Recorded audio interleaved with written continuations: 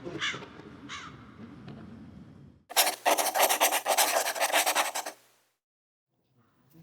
म प्रेक्ष्या एक कवि। आज वर्ड्सको थ्रुबाट म तपाईँमाझ एउटा कविता प्रस्तुत गर्न गइरहेको छु।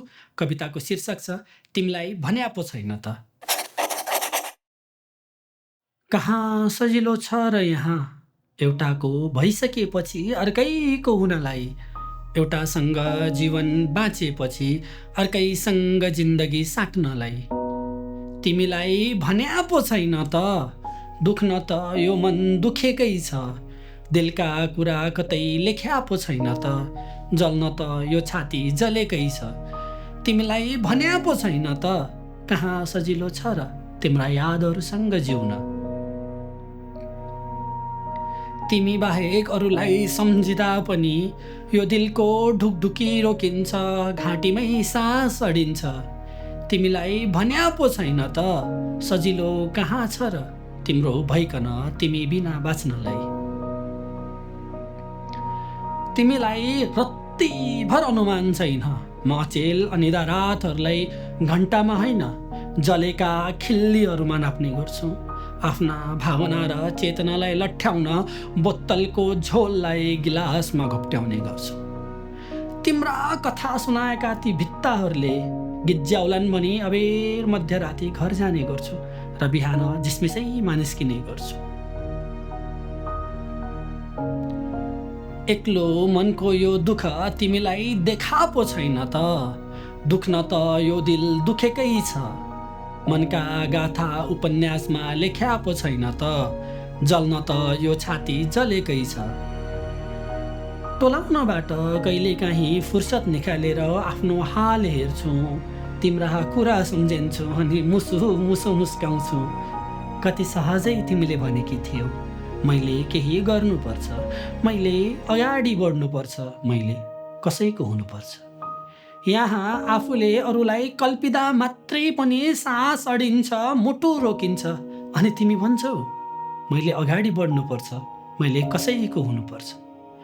आफ्नो यो हालत हेर्छु, तिम्रा यी कुरा सम्झन्छु, दङ्ग पर्छु अनि 2 घन्टा अघि मात्रै किनेको नयाँ बट्टाको अन्तिम खिल्ली सल्काउँछु, बोतलको झोल खन्याउँछु, कान्छीले खिचिदिएको हाम्रो पहिलो फोटो हेर्छु, लामो सुस्केर हाल्छु अनि आफैलाई लट्ठ्याउन थाल्छु।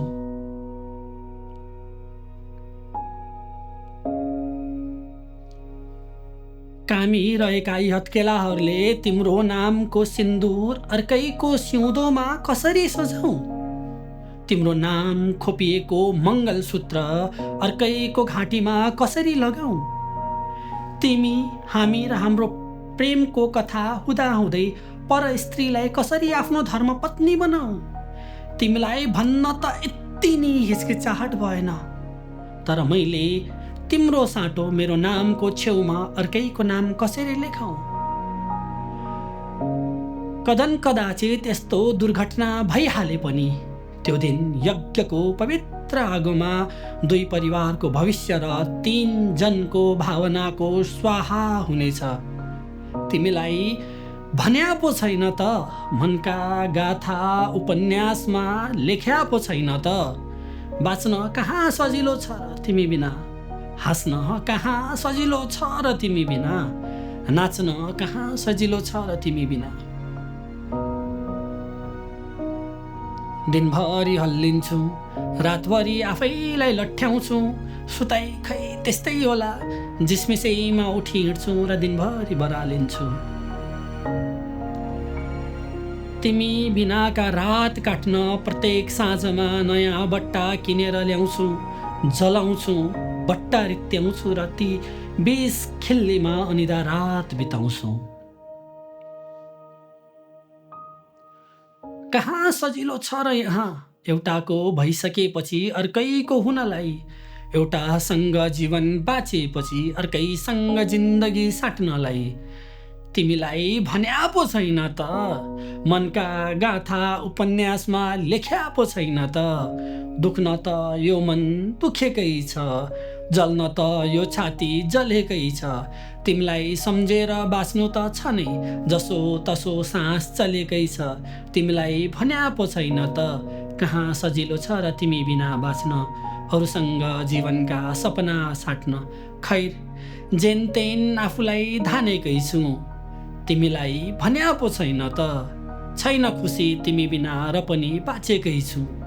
यी गाथा कतै लेख्या पो छैन त, भित्रभित्रै भरिएकै छु, जेन तेन जसो तसो जिन्दगी काटेकै छु, तिमीलाई भन्या पो छैन त, मनका गाथा उपन्यासमा लेख्या पो छैन त, छैन खुसी तिमी बिना र पनि जसो तसो हाँसेकै छु, छैन जिउँदो तिमी बिना र पनि जेन तेन बाँचेकै छु।